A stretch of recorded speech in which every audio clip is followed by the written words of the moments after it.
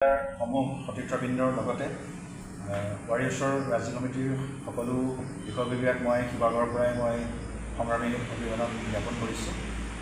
আজি আমাৰ পুৰণা সমিতিখন গঠন হ'ল। গঠন হোৱাৰ পাছত পুনৰবাৰ কাৰণে মোক শিৱসাগৰ জিলাই পুনৰ সভাপতিত্বৰ দায়িত্ব দিছে আৰু এই সতীৰ্থসকলৰ যি মৰম স্নেহ সন্মান জনাই মই পুনৰবাৰ সভাপতি হিচাপে দায়িত্বভাৰ গ্ৰহণ কৰিছোঁ আৰু লগতে আমাৰ 21 দিনীয়া এখন কমিটি গঠন কৰা হৈছে। তাত যিসকল সতীৰ্থৰে মোক সহযোগিতা আগবঢ়াইছে তেখেতসকলকো মই মোৰ অভিনন্দন জ্ঞাপন কৰিছোঁ। আশা কৰিছোঁ সকলোৱে মোক সহযোগিতা আগবঢ়াব আৰু আৰ্তজনৰ সহায়ৰ কাৰণে বা নাৰী নিৰ্যাতন নাৰী সবলীকৰণৰ ক্ষেত্ৰত আমাৰ এই ৱাৰিয়ৰ্ছটোৱে যিখিনি কাম কৰি আহিছে বা কৰি আহিছোঁ বা ভৱিষ্যতে কৰি আহিম, তাত আমি পুনৰ একগোট হৈ শিৱসাগৰ জিলাই সমগ্ৰ অসমত ৱাৰিয়ৰ্ছৰ লগত হাতে হাত ধৰি আগবাঢ়ি যাম। এই প্ৰতিশ্ৰুতি লৈ আজি পুনৰবাৰ সভাপতিত্ব গ্ৰহণ কৰি মই সকলোকে শুভেচ্ছা জনাইছোঁ আৰু মোক আপোনালোকে আশীৰ্বাদ দিব বুলি মই ইয়াৰ পৰা আপোনালোকক আবেদন জনাইছোঁ। ধন্যবাদ। আজি শিৱসাগৰ জিলা ৱাৰিয়ৰ্ছৰ কমিটিখন সলনি কৰা হৈছে, কিয়নো আমাৰ এই কমিটিখন 3 বছৰ কমপ্লিট হ'ল।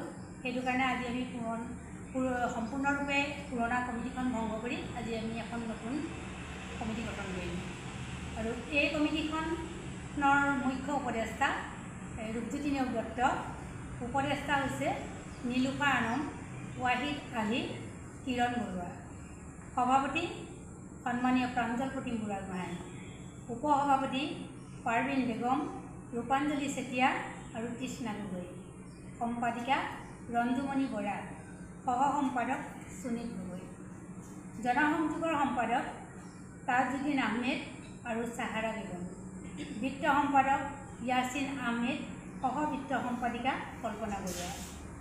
কাৰ্যকৰী সদস্য হৈছে পুৰবী নেওগ, মুশফিকা বেগম, মুশফিকা ৰহমান, অংকুশজ্যোতি দত্ত, বৰ্ষা বৰুৱা তামুলী, নাজনীন বেগম আৰু ৱাহিদা বেগম। এই 21 জনীয়া কমিটিখন আজি আমি ইয়াত গঠন কৰিলোঁ। এই কমিটিখনৰ মূল লক্ষ্য আৰু উদ্দেশ্য হ'ব ৱাৰিয়ৰ্ছৰ সকলো নিয়ম নীতি পালন কৰি ৰাজ্যৰ প্ৰতিটো কোণৰ প্ৰতিজন আৰ্ত ব্যক্তিৰ ওচৰত উপস্থিত হৈ সকলোৰে সমস্যাসমূহ যাতে যৎপৰোনাস্তি শেষ কৰিব পাৰে বা সহযোগ কৰিব পাৰে তাৰ ওপৰত গুৰুত্ব আৰোপ কৰা। গতিকে আজি আমাৰ এই সভাখন ইয়াত খুব সুন্দৰৰূপে পৰিচালনা কৰা হয় আৰু সুন্দৰৰূপে এই কমিটিখন গঠন কৰা হয়। আশা ৰাখিছোঁ এই কমিটিখনে শিৱসাগৰ জিলাৰ ৱাৰিয়ৰ্ছৰ লগতে অসমত থকা ৰাজ্যিক ৱাৰিয়ৰ্ছৰো সুনাম অৰ্জন কৰিব। ধন্যবাদ।